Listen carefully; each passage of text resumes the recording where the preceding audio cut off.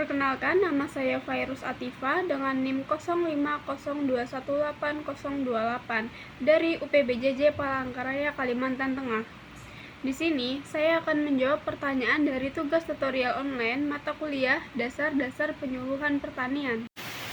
Pertanyaan pertama, mengapa perlu mempelajari sejarah penyuluhan? Belajar sejarah memiliki manfaat yang sangat luas dan penting dalam kehidupan sehari-hari. Sejarah tidak hanya berisi catatan peristiwa masa lalu, tetapi juga menjadi kunci untuk memahami dunia saat ini dan masa depan.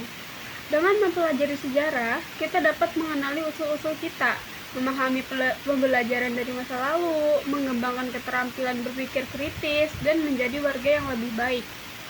Sejarah juga dapat menjadi sarana rekreasi ketika pembacanya mengonsumsi sumber bacaan atau karya sastra tulisan masa lampau yang ditulis dengan indah.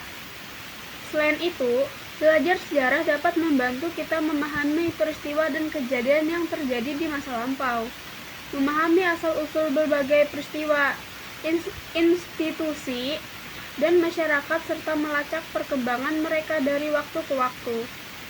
Dengan demikian, mempelajari sejarah sangat penting untuk meningkatkan kemampuan analisis, memahami identitas budaya dan nilai-nilai yang berkembang dari generasi ke generasi, serta membangun masa depan yang lebih baik.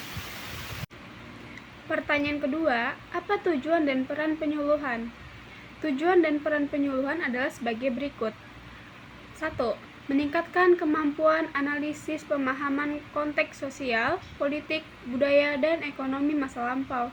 Yang kedua, mengembangkan kemampuan untuk mengenali pola-pola peristiwa, menghubungkan sebab dan akibat, serta memahami dampak jangka panjang dari suatu kejadian.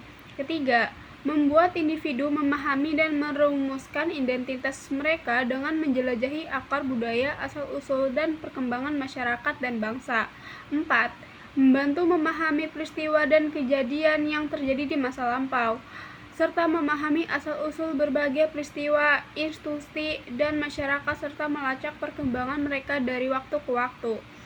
5. Membantu belajar dari kesalahan yang terjadi di masa lalu, sehingga dapat menghindari pengulangan kesalahan yang sama di masa depan.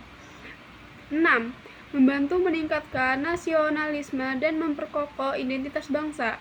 7. Membantu menjadi sumber informasi, inspirasi, dan instruksi untuk menjadi kehidupan di masa datang. 8.